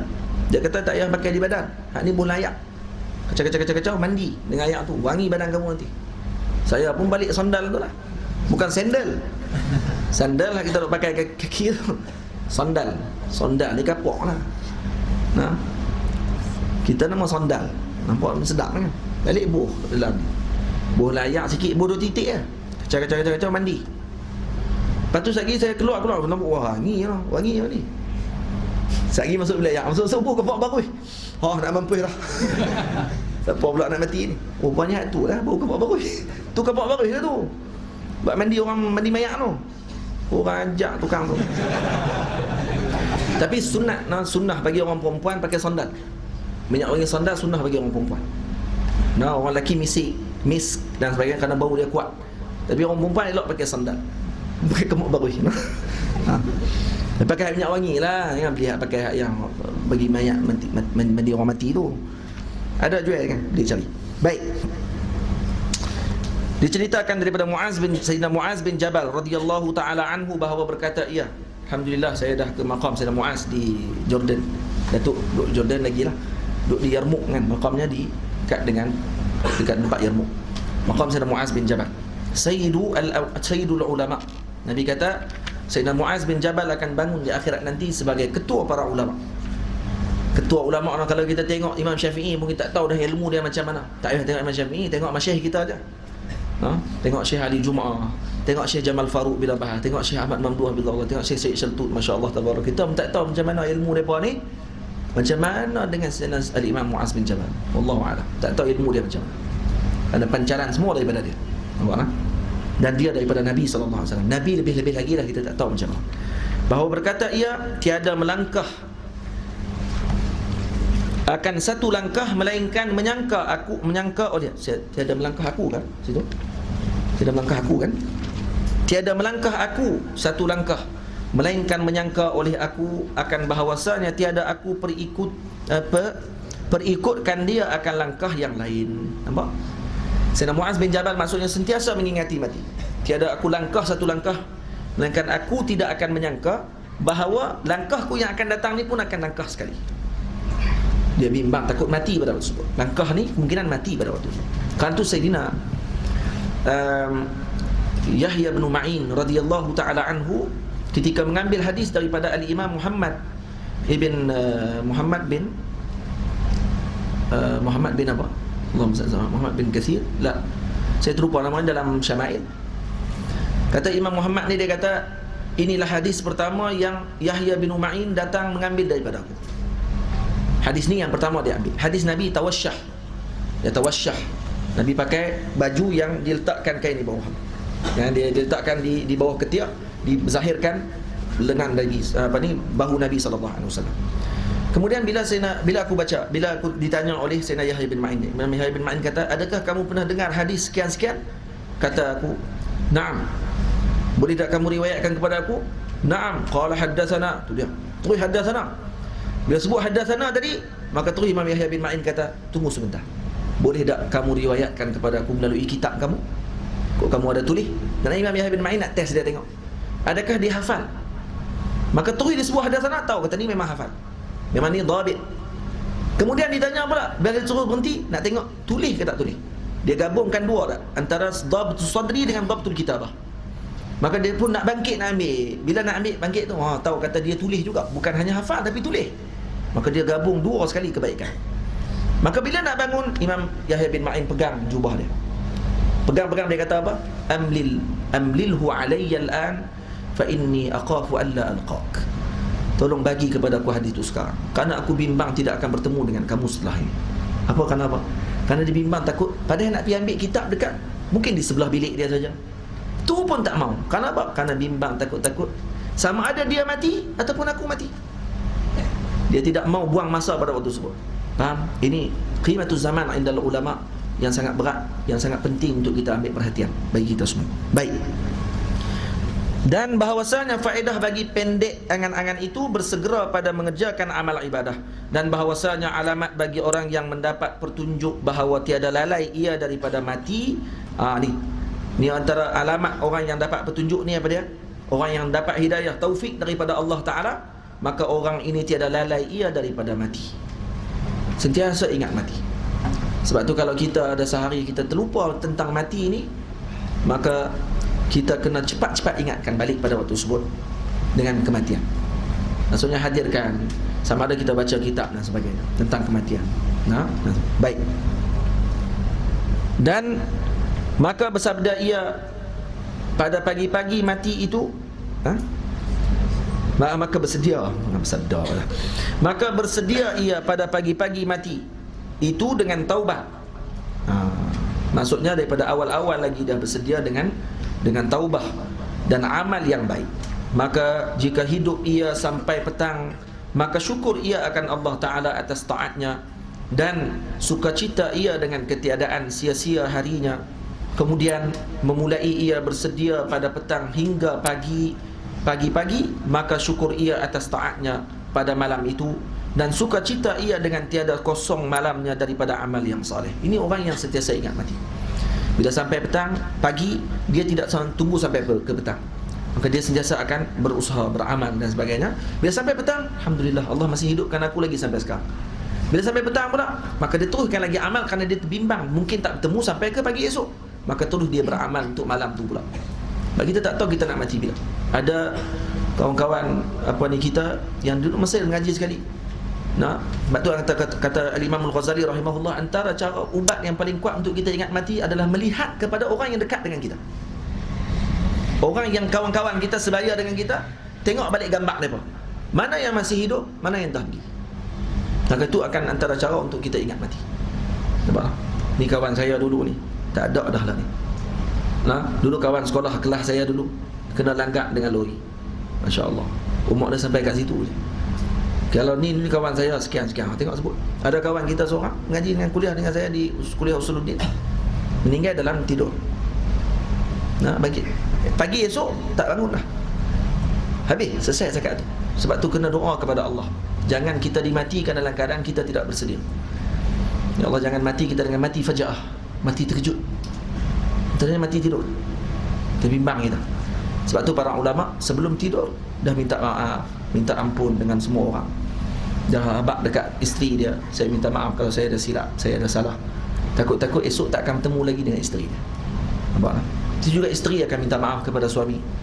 Jumpa anak-anak, cium anak-anak sebelum tidur. Sebab bimbang esok mungkin tak temu dah. Sayyidina Daud alaihi salam, ketika mana Israel datang ke biliknya, Sayyidina Daud, bilik isteri dia ramai. Nabi Daud ada 300 orang isteri, 300 orang. Dan setiap orang bini dia, kalau dia keluar rumah, dia akan kunci semua bilik-bilik itu sebab jealous. Nabi Daud sangat kuat jealous dia. Maka kalau nak keluar daripada istana, dia akan kunci semua bilik bini. Bini-bini semua duduk dalam bilik masing-masing. Dia akan duduk dalam bilik dia. Nampak? Dia ada bilik khas untuk dia seorang. Satu hari dia balik-balik, buka-buka bilik dia, kunci, tengok-tengok ada orang di atas katil dia. Lagi main ghairah daripada waktu tersebut, kerana jealous, kerana ni lelaki mana pula ni boleh masuk bilik aku, kemungkinan boleh masuk dalam bilik isteri-isteri aku. Bila datang tadi terus malaikat, orang yang tadi kata apa? Ati' rabbak, taat perintah Tuhan kamu.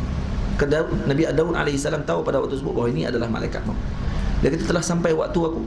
Sekarang dia telah sampai. Nabi Daud umur dia berapa? Umur Nabi Daud berapa? 100 tahun. 100 tahun kerana Nabi Allah Adam AS bagi 40 tahun. Maksudnya umur 60. Nabi Adam tambah 40. Nabi Adam bila tengok Nabi Daud, dalam hadis sahih, Nabi Adam tengok Nabi Daud, comel. Nabi Daud ni comel orang ni, segak, bercahaya orangnya. Maka Nabi Adam kata, siapa itu ya Allah?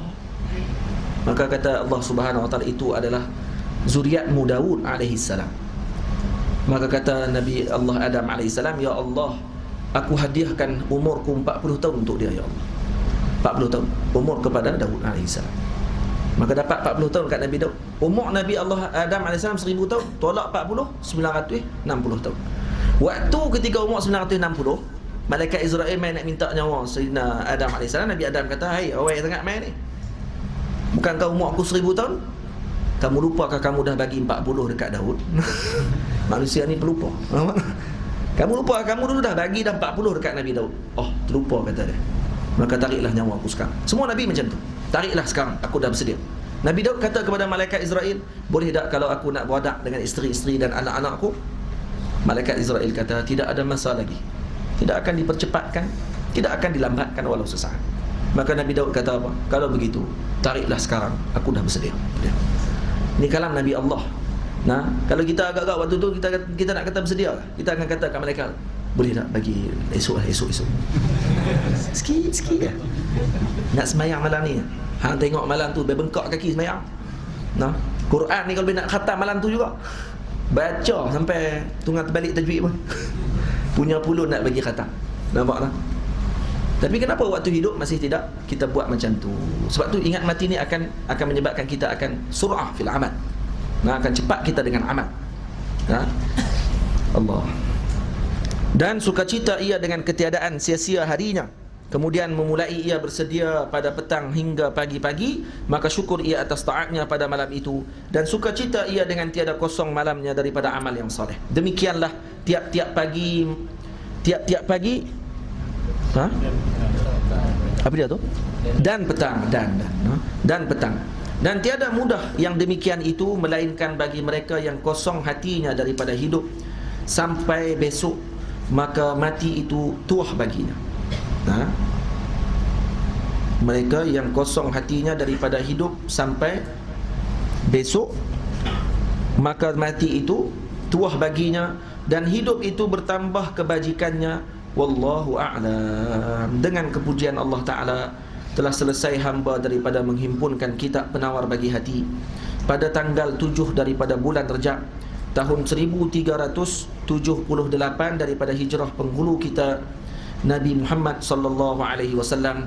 Alhamdulillah awalan wa akhira wa zahiran wa batina, wa sallallahu ala sayyidina Muhammadin wa ala alihi wa sahbihi wa sallam. Subhana rabbika rabbil izzati amma yasifun, wa salamun ala al mursalin, walhamdulillahi rabbil alamin. Alhamdulillah, saya telah mendapatkan amanah daripada Tuan Guru Haji Abdullah Bukit Lada ketika dia ziarah ke rumah saya pada 2 tahun ke 3 tahun yang lepas. Dia amanahkan kepada saya untuk saya hidupkan bacaan kitab Tuan Guru beliau, iaitu Syekh Abdul Qadir Mandaili rahimahullah. Beliau belajar dengan Syekh Abdul Qadir Mandaili rahimahullah bertahun-tahun di Masjidil Haram. Dan kata beliau sempat habiskan kitab-kitab tertentu yang besar-besar dalam fiqh Syafi'i, antaranya Hasyiah Tahrir, Hasyiah Syarqawi ala Tahrir, dan kitab-kitab yang lain lah yang beliau sempat khatamkan dengan Syekh Abdul Qadir Mandaili rahimahullahu ta'ala. Dan amanah beliau tersebut dia tulis di atas kertas dan serah kepada saya untuk saya bacakan dan ijazahkan kitab-kitab karangan Syekh Abdul Qadir Mandaili rahimahullah. Memenuhi amanah daripada Tuan Guru, maka saya melaksanakan perkara tersebut. Alhamdulillah, bila mana Datin, isteri kepada Datuk Duta kita, selalu dengar saya punya ucapan dan juga kuliah saya di Radio Aikim. Sampai dengar ceritanya Datin sampai pukul 4 pagi pun bangun untuk dengar saya punya ulangan ataupun live di Aikim pada setiap minggu di Radio Aikim di Malaysia. Jadi pada akhir majlis beliau dengar kata saya nak datang ke Mesir. DJ bagi tahu ustaz ini adalah liqa terakhir ustaz di Radio Aikim, dia akan datang ke Mesir setelah ni. Kemudian daripada kesinambungan itulah Datin bagi tahu kepada pihak perwakilan untuk jemput saya dan bincang untuk kita baca kitab yang sesuai untuk dibaca mingguan di Dewan Malaysia Abbasiyah Kahirah di Demak. Alhamdulillah, majlis tersebut berjalan dengan baik, khususnya yang selalu berikan ta'yid dan juga sokongan kepada kita, Datuk Duta sendiri, Ustaz Zakwan, dan juga keluarga beliau, Ustaz Muhaimin, dan seluruh yang hadir, juga kepada Abang Rani. yang hadir bersama dengan keluarga beliau setiap minggu, kecuali kalau ada urusan dan yang penting yang mereka tidak dapat hadir sama-sama dengan kita. Tapi muazzamnya mereka hadir dan menyebabkan kita jadi sebuah salah segan untuk kalau kata kita nak katakan majlis itu tidak ada pada hari tersebut. Maka kita akan buat kalau kita tidak ada halangan, tidak ada sakit dan sebagainya. Alhamdulillah berjalan majlis tadi selama 38 majlis, hampir setahun kita khatamkan kitab. Dan saya sangat gembira kerana kitab ni kali pertama saya khatam kitab ni, bacaan depan orang ramai, dan terasa keberkatan kitab ini sangat besar dalam kehidupan kita. Sampai koyak habis kitab saya ni. Kitab ni saya dah belajar lebih kurang daripada tingkatan 3 di sekolah dulu. Ada guru saya, anak kepada Tuan Guru Haji Omar Zuhdi, yang mengajar kitab ni kepada kami. Anak kepada Tuan Guru Haji Omar Zuhdi. Tuan Guru Haji Omar Zuhdi juga anak murid kepada Syekh Abdul Qadir Mandaili rahimahullahu ta'ala. Sampai koyak ada kitab ni. Kitab ni dah hampir berapa belas tahun. Tahun 1999 sampai sekarang lah, masih digunakan lagi. Dan majlis ini saya sangat-sangatlah orang panggil rasa terharu, khususnya dengan kehadiran pegawai-pegawai daripada pihak kedutaan, daripada Datuk Duta sendiri, yang saya tidak pernah tengok sepanjang saya berada di Mesir. Ni bukan saya nak memuja ni, tapi menyebutkan kebaikan yang dilakukan oleh orang tersebut tanpa berlebihan, itu tidaklah dilarang, melainkan orang yang dipuji tersebutlah yang perlu untuk menjaga pada waktu tersebut hatinya. Saya puji Datuk Duta ni kerana saya tidak pernah tengok sebelum ni. Mungkin kerana tidak ada peluang. Datuk orang yang besar boleh duduk dalam majlis bersama dengan para pelajar, menadah kitab daripada awal sampai habis kitab. Dan saya rasa sangat kagum dengan semangat tersebut, himmah yang aliyah. Malu kita sebagai pelajar, dan kemudian kita hanya tuduh dan sebagainya, kita kata macam-macam, tapi beliau alhamdulillah masih istiqamah datang ke kelas pengajian, belajar.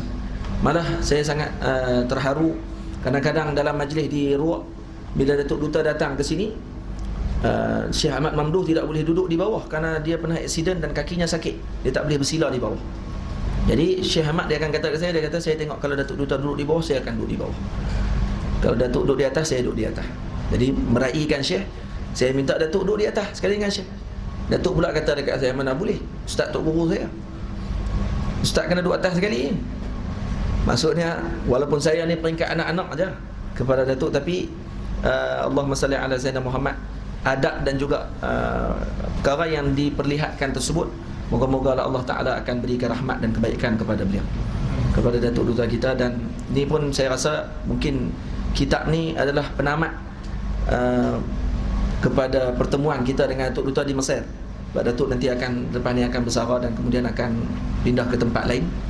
Moga Allah Ta'ala beri kebaikan, keberkatan kepada hidup beliau dan kepada isteri beliau Datin, dan seluruh yang menggerakkan majlis ini, sama ada yang secara langsung dan tidak langsung, yang memberikan kebaikan, sama ada dengan keuangan, dengan sokongan moral dan sebagainya.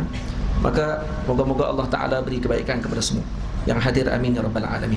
Dan kerana itu para ulama mengatakan bahawa majlis yang akhir ini adalah barakah, dan berkat majlis ini moga-moga Allah Ta'ala beri kebaikan kepada kita semua, dan berkat pengarang kitab Al-Imam Abdul Qadir Mandaili rahimahullah, dan berkat para masyayikh yang disebutkan nama-nama di dalam kitab ini, dan berkat Al-Imam Al-Ghazali rahimahullahu ta'ala, itu akan menyampai kepada kita semua dan kepada keluarga kita, amin ya rabbal alamin.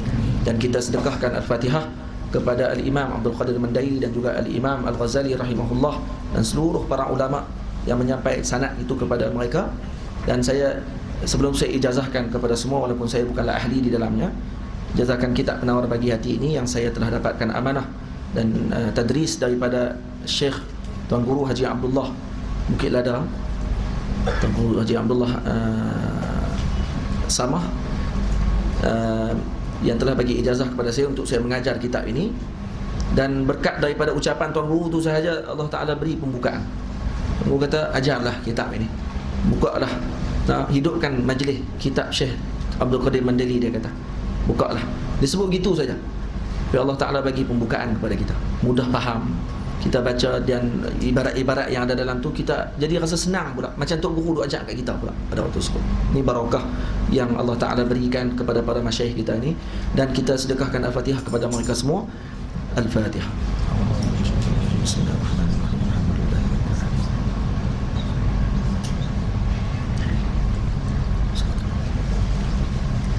Saya ijazahkan kepada semua yang hadir pada malam ini, yang mana saya mengambil daripada Tuan Guru Haji Abdullah, dan Tuan Guru Haji Abdullah mengambil terus daripada Tuan Guru beliau, iaitu Syekh Abdul Qadir Mandaili rahimahullahu ta'ala. Ajastukum jami'an, qulu qabilna. Barakallahu fikum. Assalamualaikum warahmatullahi wabarakatuh.